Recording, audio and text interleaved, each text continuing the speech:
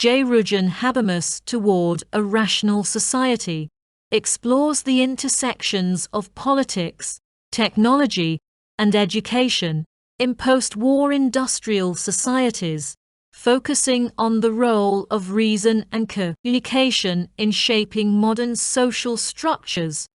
It addresses the growing technocratic control over society and critiques the impact of this on democratic participation and individual autonomy. In this work, Habermas lays the groundwork for his later theories of communicative action and rationality, emphasizing the importance of fostering democratic rational dialogue in a society increasingly dominated by technical and instrumental reasoning. One of the central themes in Toward a Rational Society is the critique of technocracy.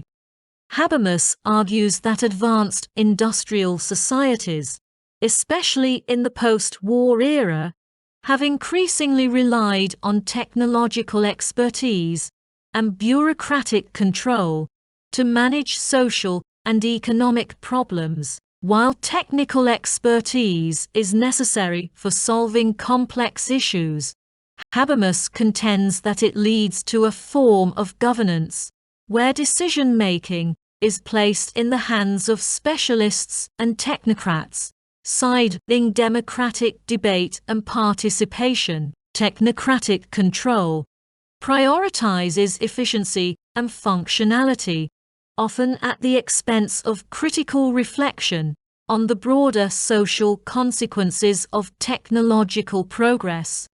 Habermas warns that this over-reliance on instrumental reason, focused on the most effective means to achieve given ends, risks depoliticizing society. Public discourse becomes limited as technocrats take over decisions that should be subject to democratic discussion and collective will formation. The public becomes passive consumers of expert decisions rather than active participants in shaping the society in which they live. Habermas makes a distinction between two forms of rationality: instrumental and communicative. Instrumental rationality is concerned with achieving efficient outcomes and solving practical problems, which is the dominant form of reasoning in technocratic governance. In contrast, communicative rationality involves reaching understanding and consensus through dialogue and discourse. Habermas argues that modern societies are in danger of losing sight of communicative rationality, which is essential for democratic life. For Habermas, the ideal of a rational society is one in which decisions are made through open, inclusive, and rational discourse, where all affected parties can participate. In this way, social actions are not determined solely by technical expertise, but are guided by democratic consensus and mutual understanding. A truly rational society, in Habermas' view, would balance the need for technical solutions with the need for public discourse on values, ethics, and the social implications of those solutions. He argues that rationality must not be limited to technical and economic considerations, but should extend to the normative structures of society, its laws, values, and political systems. The rationalization of society, according to Habermas, should involve not only increased technical control, but also a deepening of democratic processes and the expansion of spaces for communicative action. Another key focus of Toward a Rational Society is the role of education, particularly the role of universities in fostering critical thinking and democratic engagement. Habermas argues that education should not be reduced to mere training for technical expertise or professional competence. Instead, universities must cultivate critical reflection and prepare individuals to engage in democratic debate and decision-making. He is particularly concerned with the trend of universities becoming increasingly oriented toward the needs of industry and the state, reducing their function to producing technically skilled workers rather than critical citizens. Habermas views education as central to the project of emancipation.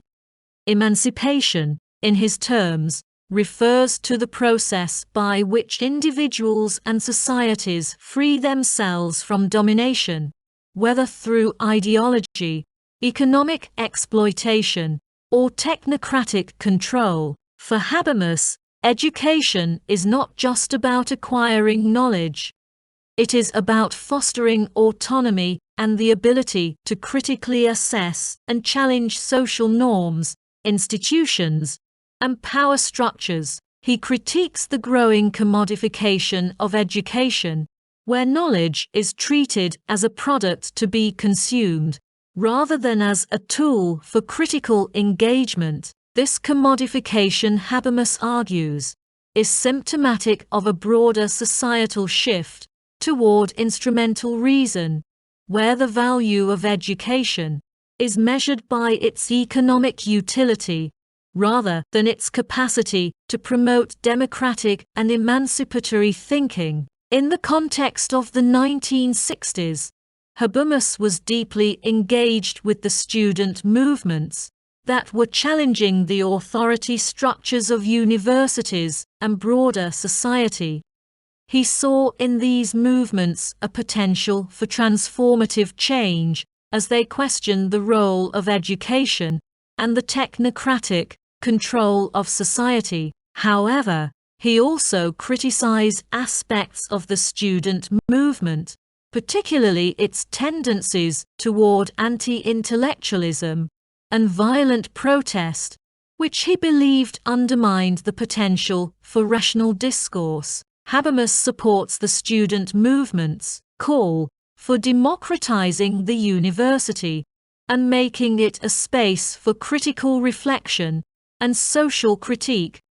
He argues that universities should not serve the interests of the state or the economy, but should be autonomous institutions where free and open debate can take place. The university, in his view, should be a model of communicative action, where different perspectives are heard and consensus is reached through rational dialogue. However, Habermas is cautious about the means by which social change is pursued. He warns against revolutionary violence and anti-democratic methods, which he believes can lead to new forms of domination rather than true emancipation.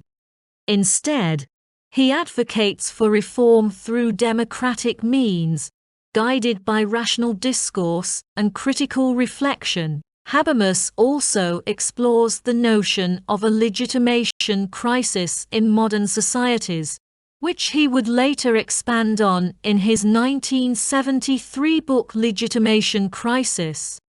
In Toward a Rational Society, he argues that technocratic governance creates a legitimacy problem for democratic institutions, as decisions are increasingly made by technocrats and experts. The public feels disconnected from the political process, leading to alienation and a decline in trust in democratic institutions. This crisis of legitimacy stems from the fact that technocratic decision-making bypasses the processes of democratic will formation. When important societal decisions are made without the input or consent of the public, the legitimacy of those decisions is called into question. Habermas argues that this can lead to social unrest, as people begin to feel that their voices are not being heard, and that the political system does not represent their interests. To resolve this crisis, Habermas calls for a revitalization of the public sphere, where democratic debate and discourse can flourish. The public must be re-engaged in the political process, and decision-making must be opened up to democratic participation. Only by fostering communicative rationality, where decisions are made through open dialogue and mutual understanding, can modern societies overcome their crisis of legitimacy. At its core, Toward a Rational Society is a call for a more democratic and communicative society, where reason and dialogue take precedence over technocratic control and instrumental reasoning. Habermas envisions a society in which all citizens can participate in the decision-making processes that affect their lives, not just as passive recipients of expert knowledge, but as active contributors to democratic discourse. He argues that the rationalization of society should not be limited to technical and economic efficiency, but should also include the development of democratic institutions and communicative spaces where people can engage in reasoned debate. This is essential for a truly emancipatory society, one where individuals are free to shape their own futures through collective will formation.